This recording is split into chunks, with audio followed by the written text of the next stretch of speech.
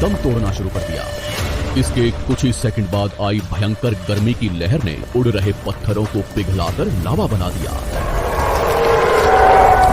संपर्क में आने वाला हर एक पानी तुरंत भाप बन रहा था।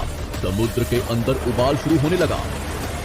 पलक झपकते ही जंगल सूख रहे थे, जानवरों का शरीर उबल रहा था और अभी तक तो सिर्फ शुरुआत ही हुई है। टकराव से हजारों टन मलबा अंतरिक्ष में पहुंचा था, जो गुरुत्वाकर्षण की वजह से पृथ्वी के चारों तरफ फैलकर पृथ्वी पर गिरने लगा। उसमें भी आग लग रही थी और जहां ये गिर रहे थे वहां कई किलोमीटर तक विनाश हो रहा था।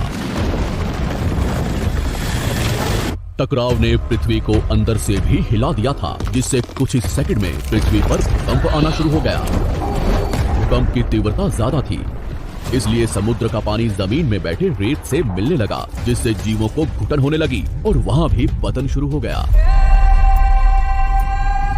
अभी सिर्फ 5 मिनट ही बीते हैं और बाहर जानवरों में भगदड़ मच चुकी है। घटनास्थल पर पैदा हुई गर्म धूल और मिट्टी तेजी से आगे बढ़ रही थी। बादलों में धूल जाने की वजह से इनमें बिजली गिरनी शुरू हो चुकी थी। इस तूफान के बीच आने वाले हजारों टन वजनीय जानवर और पेड़ हवा में उड़ रहे थे। कुछ ही देर में ये तूफान अफ्रीका तक पहुंचा, जिससे वहां के चूने के रेगिस्तान वातावरण में मिलने लगे और बादल जहरीले होने शुरू हो गए। इसके पीछे टकराव ने समुद्र के पानी को बादलों से भी ऊंचा उठा दिया था।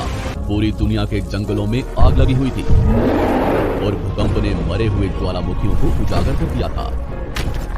हर सेकंड पृथ्वी गर्म हो रही थी, ऑक्सीजन कम हो रहा था, पृथ्वी पर जमी बर्फ पिघल रही थी और नदियों में बाढ़ आना शुरू हो चुका था, जिससे समुद्री जंगल भी मरना शुरू हो गए। धूल से ढकी ये पृथ्वी ठंडी पड़ रही थी। इस घटना के कुछ साल बाद तक भी डायनासोर्स अब तक जिंदा थे, लेकिन इनके होने के बावजूद भी ऐसा क्या हुआ कि ये जमीन में रहने वाले स्तनधारी जीव आसानी से जमीन पर रहने लगे? वो डायनासोर्स कहाँ गए? पृथ्वी पर इंसानों का जन्म कैसे हुआ? सिर्फ इंसान ही विकसित क्यों हो पाए?